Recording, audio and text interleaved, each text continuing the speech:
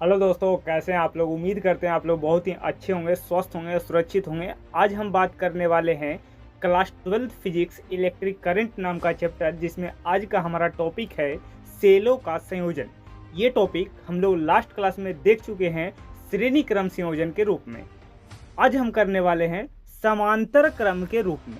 तो उम्मीद करते हैं कि लास्ट क्लास आप लोगों को देखा होना चाहिए, ताकि ये वाला वीडियो आपको बेहतर समझ में आए और कोई भी दिक्कत ना हो। बस आप फोकस के साथ देखिएगा, आपको 100% समझ में आएगा, ये मेरी गारंटी है बालक। और ये रहा सेलों का संयोजन क्रम का पार्ट 2। आज हम करेंगे पार्ट 2, जिसमें पार्ट 1 हम लोग देख चुके हैं। बेहद शानदार तरीका से समझाएंगे, जो भी बेसिक रहेगा उसको हम तोड़ तोड़ करके समझाएंगे, पूरा लॉजिक के साथ समझाएंगे। बस आप लोग शुरू से लेकर लास्ट तक बने रहिएगा। और अगर सेशन पसंद आए तो लाइक, सब्सक्राइब और शेयर जरूर कर दीजिएगा। चलिए शुरू करते हैं। देखिए, सेलों का समांतर क्रम में क्या होता है, तो पहले हम पिछले क्लास का रिवीजन कर लेते हैं, ताकि ये वाला हमको समझ में जल्दी आ सके। ठीक है, देखिएगा, ध्यान से देखिएगा। देखिए, ये एक इस प्रकार से एक सेल होता है, और ये हो जाएगा धनात्मक टर्मिनल, और छोटे वाला डंडी होता है ऋणात्मक टर्मिनल। और सेल के जस्ट बगल में एक लगा रहता है आंतरिक प्रतिरोध, जिसको कहते हैं स्मॉल आर। प्रत्येक सेल का एक अधिकतम क्षमता, अर्थात टर्मिनलों के मध्य विभवांतर, जब हम उसको काम में नहीं ले रहे होते हैं तो उसको कहते हैं विद्युत वाहक बल, अर्थात बिगड़ा हुआ ई। ठीक है। और हम आपको फॉर्मूला बताए थे बालक कि ई बराबर होता है V plus I into R. तो यहाँ से हो जाएगा आई इंटू आर बराबर ये हो जाएगा ई माइनस का V। आप यहाँ से आई बराबर आराम से निकाल सकते हैं, ई माइनस का V बटा आर। ये फॉर्मूला आज हम काम में लेने वाले हैं, तो इसको आपको याद होना चाहिए। लास्ट क्लास में इसका डेरिवेशन हम लोग करवा चुके हैं। अब जाके आराम से देखते रहिएगा। अगर स्टार्टिंग से वीडियो हमारा देखते आ रहे होंगे तो कोई भी दिक्कत नहीं होने वाला है समझने में। चलिए शुरू करते हैं अब अपने टॉपिक के ऊपर।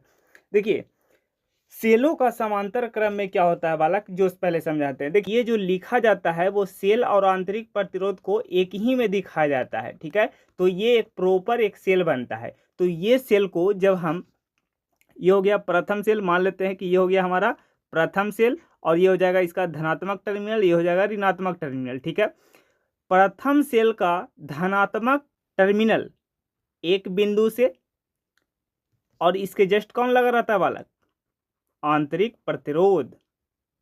ठीक है, ये हो जाएगा स्मॉल आर, या इसको कह सकते हैं प्रथम सेल के लिए R1। ठीक है, चलिए ये हो जाएगा। और द्वितीय सेल का धनात्मक टर्मिनल एक बिंदु पर, और तृतीय सेल का जो धनात्मक टर्मिनल होता है बालक, वो एक बिंदु से जुड़ा होता है, एक बिंदु से जुड़ा होता है इस प्रकार से। ठीक है, और प्रथम सेल का ऋणात्मक टर्मिनल, तीनों का ऋणात्मक टर्मिनल एक बिंदु से जुड़ा होता है।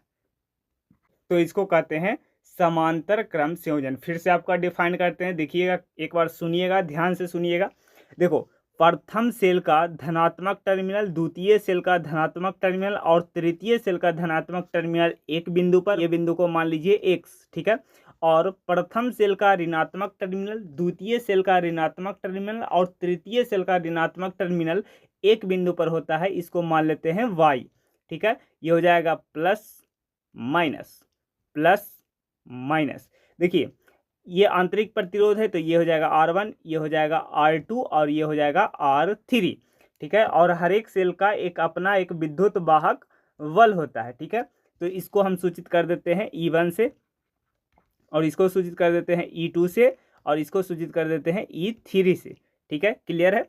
तो ये हो जाएगा विद्युत वाहक बल। अब इसमें धारा कैसे बहेगा, जो देखिएगा, हम जानते हैं कि जो धारा बहता है वो प्लस से माइनस की ओर बहता है। तो यहाँ से इसमें बहेगा I1, इसमें बहेगा I2 धारा, ये हो जाएगा I1, इसमें बहेगा I2 धारा, और इसमें बहेगा I3 धारा। ठीक है, और फिर इसमें जो बहेगा बालक, वो I धारा बहेगा। मतलब हम बोल सकते हैं कि जो I धारा हो जाएगा वो I1 plus I2 plus I3 धाराओं का योग हो जाएगा। ठीक है, ये बराबर हो जाएगा किसके, I के। क्लियर है यहाँ तक। और देखिए हम लॉजिक भी बताए थे कि अगर रास्ता बदलेगा तो हमारा धारा का मान बदलेगा और वहाँ पर विभवांतर सेम रहेगा, लेकिन रास्ता नहीं बदलेगा तो हमारा धारा नहीं बदलेगा और वहाँ पर ही विभवांतर अलग अलग होगा। ठीक है, तो यहाँ पर ही तो सभी में विभवांतर जो होगा बालक वो तो भी होगा, तो यहाँ पर ही जो हर एक सेल का जो विभवांतर होगा वो भी होगा। ठीक है, तो सभी सेल के लिए टोटल के मान लेते हैं कि कितना है, भी है। टोटल के लिए कितना है, भी है, प्रत्येक सेल का लिए भी हो जाएगा। ठीक है, भी चेंज नहीं होने वाला है। क्लियर है। अब देखिए यहाँ तक क्लियर है। अब देखिए इसके बाद आता है एक समतुल्य परिपथ। तुल्य परिपथ क्या होता है जो समझाते हैं, देखिएगा। तुल्य परिपथ अगले स्लाइड में ले चलें, आराम से समझिएगा। ठीक है, तुल्य परिपथ क्या होता है बालक, जो हम 3 सेलों का मिला करके जो काम कर रहे थे वो एक सेल अकेला काम करेगा उस तीनों के तुलना में। ठीक है, तो एक सेल ले लेते हैं, यहाँ पर ही एक सेल हो जाएगा इस प्रकार से, ये हो जाएगा पॉजिटिव, ये हो जाएगा निगेटिव, और इसके साथ लगा रहता है आंतरिक प्रतिरोध, तो ये हो जाएगा आंतरिक प्रतिरोध। ठीक है, और देखिए इसका जो विद्युत वाहक बल होगा वो क्या होगा बालक, इसका जो विद्युत वाहक बल होगा वो होगा ई तुल्य, ई तुल्य। ठीक है, इसका आंतरिक प्रतिरोध कितना हो जाएगा, आर तुल्य। ठीक है, और इसमें बहने वाला धारा क्या हो जाएगा बालक, आई हो जाएगा। तो यहाँ से अगर फॉर्मूला से आप लिखना चाहें तो क्या लिखिएगा, देखिएगा यहाँ से लिखना चाहें तो यहाँ हो जाएगा आई बराबर, फॉर्मूला क्या होता है बालक, एक बार थोड़ा सा पीछे की ओर ले चलिए और देखिए फॉर्मूला यहाँ पर काम में आएगा, ये वाला आई बराबर विद्युत वाहक बल माइनस टर्मिनलों के मध्य विभवांतर बटा आंतरिक प्रतिरोध। इसी पर आधार पर लिख देते हैं इसको। चलिए, तो आई बराबर हो जाएगा, पहले विद्युत वाहक बल, विद्युत वाहक बल कितना है, ई तुल्य, ई तुल्य, तो लिख देते हैं ई तुल्य माइनस विभवांतर, इसका जो विभवांतर होगा बालक, इसका जो विभवांतर होगा बालक वो कितना होगा, ये भी होगा कि नहीं, इसका जो विभवांतर होगा वो भी होगा कि नहीं, तो इसका जो विभवांतर हो गया वो भी हो गया, तो माइनस विभवांतर बटा आंतरिक प्रतिरोध, आंतरिक प्रतिरोध कितना है बालक, आर तुल्य, तो यहाँ हो जाएगा आर तुल्य, यहाँ हो जाएगा आर तुल्य। ये हो गया समीकरण 1। तो उम्मीद करते हैं कि ये वाला आपको समझ में आ गया होगा, बहुत ही सिंपल वे में। एक बार आपको फॉर्मेट समझ में आ जाएगा तो फिर आप आराम से खुद से लिखना स्टार्ट कर दीजिएगा। ठीक है, क्लियर है। तो अगर वीडियो पसंद आ रहा होगा, अगर आपको लग रहा होगा कि नहीं सर तोड़ तोड़ के बता रहे हैं, एक एक स्टेप को बता रहे हैं, तो प्लीज़ वीडियो को लाइक ज़रूर करिएगा और शेयर ज़रूर करिएगा। ठीक है, चलिए आगे चलते हैं। देखिए प्रथम सेल के लिए अब लिखना स्टार्ट करते हैं। यहाँ से लिखते हैं, यहाँ से लिखते हैं प्रथम सेल के लिए, प्रथम सेल के लिए ध्यान दीजिएगा चित्र में। देखिए प्रथम सेल के लिए ध्यान दीजिएगा। देखिए अगर हम लिखेंगे तो आई बराबर, फॉर्मूला तो हमारा सेम रहेगा, विद्युत वाहक बल, विद्युत वाहक बल, पहले सेल का जो विद्युत वाहक बल है वो कितना है बालक, यहाँ पर देखिए E1 है। ठीक है, E1 है तो लिख देते हैं E1, तो यहाँ से हो जाएगा E1 माइनस विभवांतर तो सेम रहने वाला, बदलने वाला है नहीं, बटा प्रथम सेल का आंतरिक प्रतिरोध R1, ये हो जाएगा समीकरण 2, ये हो जाएगा समीकरण 2। अब लिखेंगे द्वितीय सेल के लिए, द्वितीय सेल के लिए फॉर्मेट को धरिएगा बालक, हम क्या कर रहे हैं, देखिए द्वितीय सेल के लिए आई, तो आई बराबर क्या हो जाएगा, या इसको मान लीजिए I1। ठीक है, बहने वाला धारा देख सकते हैं चित्र में दिखाया गया है बालक कि जो बहने वाला धारा है वो कितना है, I1 है। द्वितीय सेल के लिए I2 है, तो I2 बराबर कितना हो जाएगा, I2 बराबर यहाँ से हो जाएगा I2 बराबर कितना हो जाएगा बालक, विद्युत वाहक बल E2 माइनस V बटा R2, ये हो जाएगा समीकरण 3। ठीक है, अब आपको फॉर्मेट समझ में आ गया हो कैसे लिखते हैं। पहले हम लिखते हैं धारा बराबर जो विद्युत वाहक बल रहेगा वो, और उसमें से विभवांतर को माइनस करेंगे बटा उसका आंतरिक प्रतिरोध, उस सेल का आंतरिक प्रतिरोध। क्लियर है। चलिए आप लोग तीसरा फटाफट लिख करके दिखाइए तृतीय सेल के लिए, आप लोग कमेंट बॉक्स में लिख के दिखाइएगा, तृतीय सेल के लिए। चलिए लिख के दिखाइएगा बालक कितना आता है। तृतीय सेल के लिए लिखेंगे तो ये हो जाएगा I3 बराबर, यहाँ हो जाएगा विद्युत वाहक बल E3 माइनस विभवांतर बटा R3। ये हो जाएगा समीकरण कितना 4, समीकरण 4। क्लियर। अब हम देखिएगा आगे हम स्टेप को फॉलो करेंगे। देखिएगा यहाँ पर ही परिपथ से लिखेंगे, परिपथ से I बराबर क्या हो रहा था बालक, I1 प्लस का I2 प्लस का I3। यहाँ तक क्लियर है। यहाँ से लिखिएगा समीकरण 2, 3 और 4 से। ठीक है, अगले फॉर्मेट में चले। बस क्या करना है, यहाँ पर ही I1 I2 I3 का मान रख देना है बस। तो रखिएगा मान। तो यहाँ से I बराबर क्या हो जाएगा बालक, देखिएगा यहाँ से I बराबर प्रथम सेल के लिए कितना था, E1 माइनस V बटा R1 प्रथम धारा हो गया, यानी I1 का मान हो गया, plus I2 E2 minus V बटा R2। कहाँ से लिख रहे हैं सर, यहाँ आ जाइए बालक, यहाँ आ जाइए। देखिए यहाँ से I1 का मान है, यहाँ से I2 का मान है और यहाँ से I3 का मान है। क्लियर। तो वही मान हम यहाँ ले जा करके रख रहे हैं। चलिए तो प्लस जोड़िएगा, I3 का मान कितना है बालक, E3 माइनस V बटा R3। अब देखिए इसको अलग अलग दो भाग में डिवाइड कर देते हैं। देखिएगा कैसे, I बराबर E1 बटा R1 माइनस V बटा R1।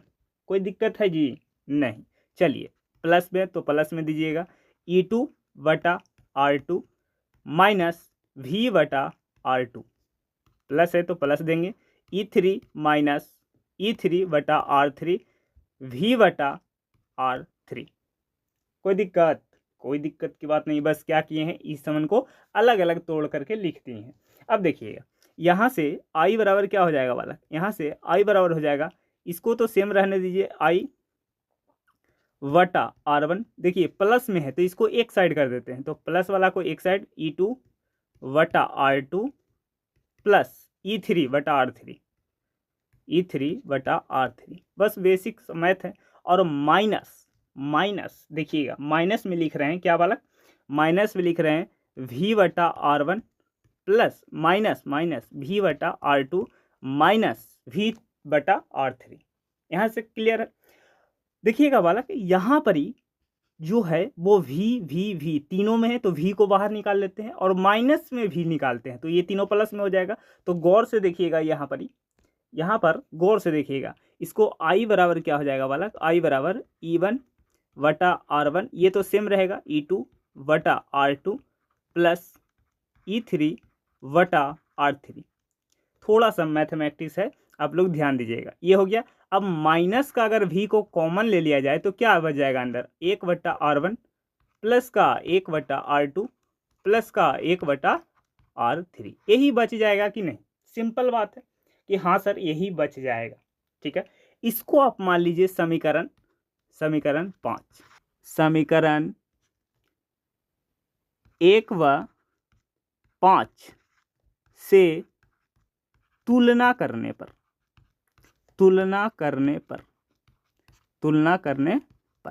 देखिएगा यहाँ पर भी I बराबर है बालक और यहाँ पर भी I बराबर है। ठीक है, एक बार यहीं पर लिख दें, यहीं पर ही साइड में लिख देते हैं कि क्या है बालक। जो देखिएगा यहाँ पर ही क्या था कि I बराबर था E तुल्य माइनस V बटा R तुल्य, यही था बालक। हाँ सर यही था। ठीक है, ये तुल्य वाला लिखें, इसको आप लोग कलर को थोड़ा सा चेंज कर लीजिएगा। चलिए ब्लैक कर देते हैं और इसको आप लोग तुल्य वाला के लिए रख लीजिए। ठीक है, इससे तुलना करेंगे। देखिएगा यहाँ पर ही I बराबर तो I है, तो ये बराबर भी ये हो जाएगा कि नहीं। यहाँ पर ही आप ऐसे लिख सकते हो ना, यहाँ पर आप ऐसे लिख सकते हो कि नहीं। देखो कैसे लिख सकते हैं सर, देखिएगा यहाँ पर ही लिख सकते हैं I बराबर E तुल्य बटा R तुल्य माइनस V बटा R तुल्य, V बटा R तुल्य। क्लियर है। अब देखिए यहाँ पर ही देखिए E तुल्य के जगह पर क्या है बालक, E1 plus E2 plus E3 है कि नहीं।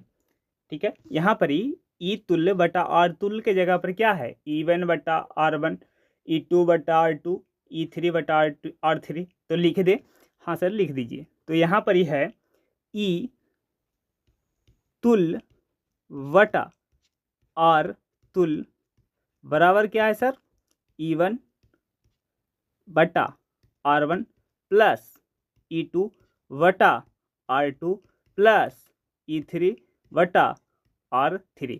ये वाला है कि नहीं बालक, देखिएगा तो गौर से, यही चीज वह है, यही चीज वह है, सॉरी यही वाला है। क्लियर है। अब देखिएगा यहाँ पर, देखिए अगर हम भी माइनस को बाहर निकालें तो यहाँ पर 1/r तुल्य बच जाएगा कि नहीं बालक, 1/r तुल्य बच जाएगा। 1/r तुल्य बराबर हो जाएगा किसके बालक, इसके बराबर हो जाएगा 1/r1 plus 1/r2 plus 1/r3 हो जाएगा। क्लियर कि ना बालक, यही वाला चीज वह हो जाएगा कि नहीं बालक, कंप्लीट है। तो ये हो गया तुलना। ठीक है, कि हमारा ई तुल्य बटा आर तुल्य के जगह पर आ गया E1 बटा R1 प्लस E2 बटा R2 प्लस E3 बटा R3, और 1/r तुल्य के जगह पर आ गया 1/r1 plus 1/r2 plus 1/r3। तो ये हो गया बालक, ये हो गया आपका डेरिवेशन कंप्लीट। तो उम्मीद करते हैं कि आपको एक एक बिंदु, आपको एक एक लाइन तोड़ तोड़ करके समझाएं बालक। तो उम्मीद करते हैं कि ये आपको सेलों का समांतर क्रम संयोजन समझ में आ गया होगा। पहले क्या करना है कि आपको 3 सेल लेना है और तीनों सेलों का जो प्लस पॉइंट है, मतलब जो प्लस टर्मिनल है उसको एक बिंदु पर, और जो माइनस टर्मिनल है उसको एक बिंदु पर जोड़ देना है। तो उससे क्या हो जाता है कि उससे समांतर क्रम में जुड़ जाते हैं। ठीक है, फिर उसमें चेक करेंगे कि धारा हमारा कितना बहेगा। जो धारा बहने वाला है बालक वो कितना है, वो बहने वाला है I1 plus I2 plus I3, इतना धारा बहेगा। फॉर्मूला हम जानते हैं कि हाँ सर जी, I बराबर होता है E माइनस भी बटा R। ये वाला फॉर्मूला का उपयोग करके हम लोग सेलों का समांतर क्रम संयोजन कंप्लीट कर लिए। ठीक है, तो उम्मीद करते हैं कि यहाँ तक आपको समझ में आ गया होगा। अगर वीडियो पसंद आए तो वीडियो को लाइक करिएगा, चैनल को सब्सक्राइब करिएगा और शेयर जरूर करिएगा अपने दोस्तों के यहाँ, और बेल आइकन को दबा लीजिए ताकि डेली नोटिफिकेशन आपको मिल सके। चलिए मिलते हैं अगले वीडियो में, तब तक के लिए बाय बाय, टेक केयर, जय हिंद। आपको ये वीडियो कैसा लगा ये आपको कमेंट बॉक्स में लिख करके जाना है। तब तक के लिए बाय बाय, टेक केयर।